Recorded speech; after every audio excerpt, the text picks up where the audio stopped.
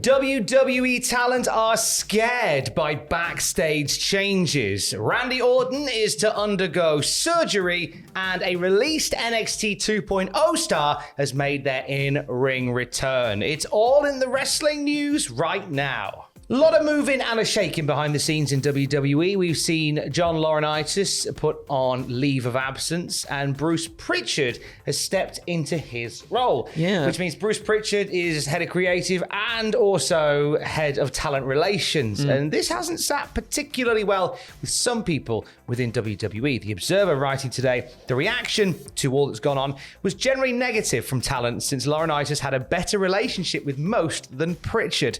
A couple of talents expressed negativity, citing that Pritchard is generally quiet and usually not approachable, while Laurinaitis is very approachable and open to talking. One called the move scary. But Pritchard is being put in that position, which would seem by most to indicate Vince McMahon is still calling the shots. McMahon is still running television while Laurinaitis is out, is a double standard, but there will always be double standard for the top people, and nobody is more of a top person than Vince McMahon. The key is that Laurinaitis was not replaced, nor was somebody new elevated into that position. There was the jokes earlier in the week about how Vince McMahon only knows 3 people. Yes. Which is why they just keep bringing them and moving them around. So I a few fears as well from last week. I think it might have been you and I who talked about this, how this comment here isn't the first time somebody's mentioned about Pritchard not being as approachable. Yeah, and that's not something that you want, is it? Especially with your talent, when you have an issue and you want to go, raise awareness to it with someone who is your superior, then... yeah, that's not going to be good, is it? That's not a good thing to have there. Again, I think we talk a lot about we hear stories of the backstage morale of WWE and whatnot, and you would think with something like this happening with the investigation and stuff occurring right now, you would think they would want to try and raise spirits rather than... have them beat down a little bit more and more. Well, on the plus side of that, there are some spirits raised from the return of Triple H. We talked yesterday about Triple H telling everybody, "You bet your ass I'm back." In terms of what that means, Andrew, what's being said in the Wrestling Observer? So Dave Meltzer's saying there had been talk before any of this went down with Vince McMahon that Levesque was going to go back into a bigger role shortly. So this is likely not related to the investigation, sort of the time that he's come back here. Although the timing would indicate the time of this move could be related in some form. He did indicate that there would be things changing, but could not go into detail on them just yet. So, I mean, again, what it's saying there is that it's related, but it isn't related, which is a weird, mixed up message there.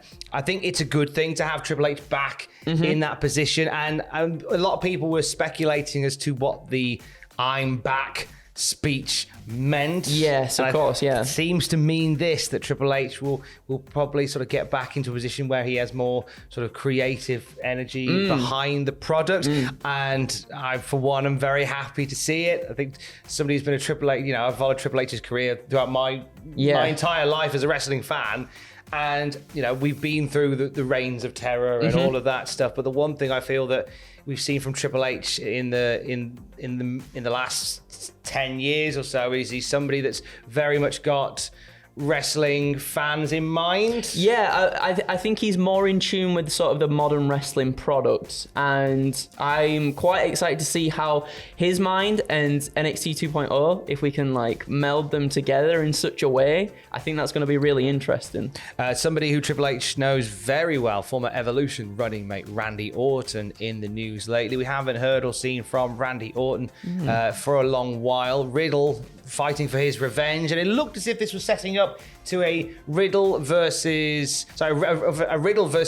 Roman match at Money in the Bank, and then a Roman versus Randy Orton match for SummerSlam. Yeah. Obviously, the return of Brocky Doodah suggests otherwise. An update on Randy Orton comes from Dave Meltzer, who says that Orton is having back surgery now. It's not a case of he's just taking time out to rest. He is indeed having back surgery, and this will put him out of action for several months, possibly even a little longer, actually. Yeah, and I mean, it's just all kicking off at the moment, isn't it? With injuries here, there, and everywhere, and all sorts of promotions. This one stings a little bit, though, I think, because, you know, Orton was on such a tear, and Orton has been so over with the fans for a long time now, especially with the RK Bro stuff and that. And like, yes, granted, perhaps he was sort of, just resorted to the hot tagging matches or getting the RKO in and the win. But that is what everybody's enjoyed so far. Everybody's enjoyed Randy just enjoying himself and him just having a really good time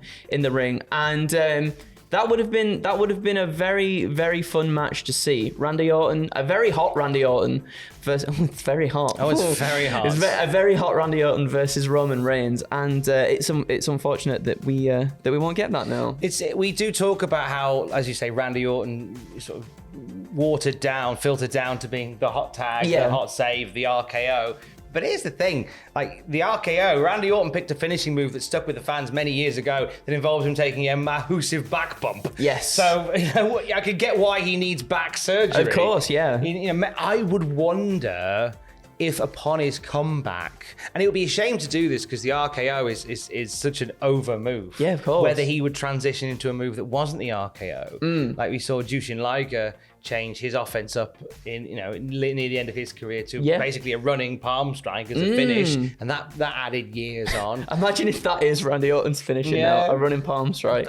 Hey, if it works for him, it works for him. If it works, it was Chris Jericho who used to do the Lion Salt. He attempted one relatively recently and reminded us why it's not anymore. But then went Judas effect. Now it's just like a back fist. Yeah. So I wonder whether we'll see Randy Orton possibly transition into another finish, maybe bring back the punt kick. Oh, maybe, yeah. I don't know whether it has. I mean, it certainly has. It's certainly over. I think when he goes into the corner and starts to brace for it. I think there's definitely something in it. There's something in that, definitely. Chris Jericho still every now and then pulls out the Lion Salt, but you're right, it is very much the Judas effect is the finishing blow these days. So perhaps Randy just keeps the RKO as, a little reserve that he sometimes brings out every now and then. Special occasion type move. Yeah. Get well soon, Randy Bo Bandy. Now we're going to drop a little MLW spoiler here. I'm putting that there. I don't think this is aired yet. Yeah. The match took place last night. It was Battle Riot 4. If you're an MLW fan and you don't want it to spoil for you, then look away now. Keys. Love you, bye. There we go. You're still here. Good. Which NXT, which released, which gone by the wayside NXT 2.0 star rocked up in the Battle Riot, Andrew? It's Parker Boudreaux, FKA Haaland, who, was released. It's the reports were that he wasn't sort of progressing, or WWE didn't see him progressing too much at the Performance Center. However, yes, he has rocked up in MLW, Tom. Great shout to have Parker Boudreaux there, entering the Battle Riot at number 40. Wasn't in there for a long time, or a good time, because he wasn't successful either. The match also featured former Enzo Amore, real one, former Karrion Kross. He's Killer Kross. He's Killer Kross now, yeah. He's Killer Kross. And it was the whole thing was won by Jacob Fatu, who gets a shot at Alex Hammerstone. Those two will have a belter. But good to see Parker Boudreaux back on the scene.